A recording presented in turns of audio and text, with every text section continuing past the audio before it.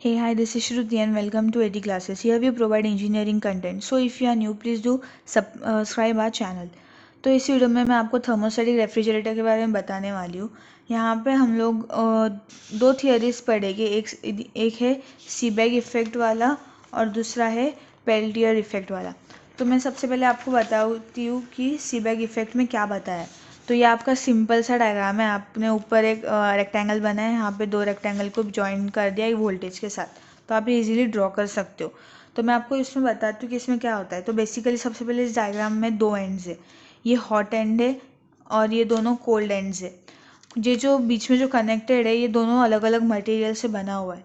तो इस इफ़ेक्ट में ऐसा बोला गया है कि अगर हम लोगों को इसमें करंट मूव करवाना है, करंट फ्लो करवाना है, तो हमें जो टेम्परेचर है इस जंक्शन का और मतलब हॉट एंड का और कोल्ड एंड का दोनों का टेम्परेचर हम लोग को डिफरेंट रखना पड़ेगा, तो ही इस सर्किट में करंट फ्लो होगा।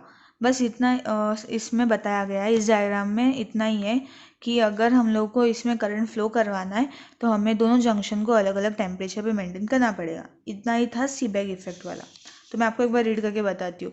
In this case of close circuit an electric current flows into a circuit of two dissimilar metals when two junctions are maintained at different temperature। तो ये सिंपल सा था। अगर आपको करंट फ्लो करवाना है तो दोनों जंक्शन का टेम्परेचर अलग अलग रखो। फिर आता है पेल्टियर इफेक्ट। इसमें क्या है, ऊपर वाले में हम लोग ने यहाँ पे वोल्टेज सोर्स रखा है, यहाँ पे बैटरी कनेक्ट की है। तो इस इफेक्ट में साइंटिस्ट ने बोला है कि जो कोल्ड एंड और हॉट एंड है ये डिपेंड करता है करंट के डायरेक्शन में। अभी करंट ऐसे मूव कर रहा है तो सबसे पहले यहाँ पे ये एंड्स आते हैं, मतलब ये हॉट एंड है और ये हमारा कोल्ड एंड है। तो अभी इसमें क्या होता है, ये जो टी है यहाँ पे क्यू डॉट सी मतलब जो हीट है वो एब्जॉर्ब हो रही है, और फिर जैसे ही वो आगे हीट पास और ये जो टी पास होते होते टी पे आएगी ना, तो यहाँ पे वो हीट रिलीज कर देगी जिससे वो बहुत गर्म हो जाता है। वो हॉट एंड हम लोग कंसीडर करते हैं।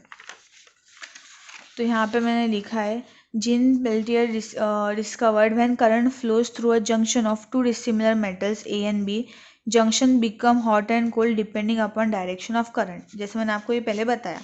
फिर at one junction Q C is heat absorbed that is produced by the refrigeration effect, and at the hot junction QH is the rejected heat। मतलब जब करंट फ्लो होगा तो वो पहले क्यूसी में जब हीट एब्जॉर्ब होगी वो आगे आगे जाएगी और वहाँ QH पे वो हीट रिलीज होगी जिसकी वजह से वो एंड हॉट हो जाएगा। फिर ये दोनों इफेक्ट जो थियरीज बनाई थी साइंटिस्ट ने, इसमें सबसे बड़ा प्रॉब्लम ये था कि ये जल्दी यूटिलाइज नहीं हो पाई क्योंकि ये सेमीकंडक्टर्स के लिए बनी गई थी। तो सेमीकंडक्टर्स डेवलप ही नहीं हुए थे तब तक ये थियरी एज अ वेस्ट ही थी क्योंकि वो यूज़ ही नहीं कर सके। फिर जब 1960 में जब चीज़ें सेमीकंडक्टर्स बनने लगे जैसे मटेरियल की उन्हें चाहिए थे, तो ये जो इफ़ेक्ट थे वो छोटे छोटे डोमेस्टिक चीज़ें में घरों में यूज़ किए जा रहे थे, आपके रेफ्रिजरेटर्स में और कूलर्स में। पर ये जो चीज़ें वो बहुत स्मॉल कैपेसिटी में यूज़ होती थी। आपका जो रेफ्रिजरेशन है अगर ये स्मॉल कैपेसिटी का होगा तो ही आप लोग यूज़ कर सकते थे। इसका सबसे बड़ा रीज़न था कि सेमीकंडक्टर्स डेवलप नहीं थे अच्छे से।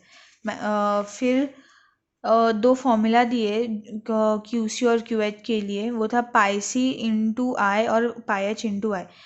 तो जो ये पाई सी है ये पेल्टियर इफेक्ट था कोल्ड एंड के लिए और पाई एच था हॉट एंड के लिए, और जो आई है आपको पता है वो करंट होता है।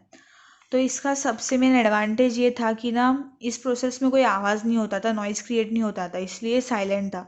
और अभी ये जो प्रोसेस थी इसमें जो पार्ट्स हम लोग यूज़ करते वो मूविंग नहीं थे, आपको कोई भी पार्ट्स मूव होते हुए दिखता था, इसलिए वो जो डिज़ाइन था वो बहुत कॉम्पैक्ट था। और जो COP है इसका बहुत ज़्यादा था वेपर एब्जॉर्प्शन सिस्टम के कंपेयर में।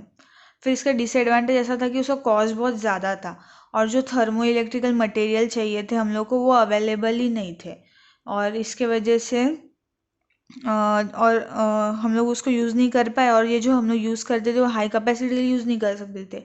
जो स्मॉल कैपेसिटी चीज़ें थी रेफ्रिजरेटर कूलर की उसमें हम लोग यूज़ कर सकते थे।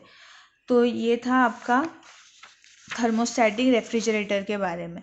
तो अगर आपको ये वीडियो अच्छा लगा हो तो please do like, subscribe and share. हमने हमारे चैनल पे मैकेनिकल के और भी वीडियोस पोस्ट किए, तो प्लीज़ आप जाके उन्हें चेक करिए। और अगर आपको कोई भी डाउट हो तो आप हमें कमेंट सेक्शन में बता सकते हो।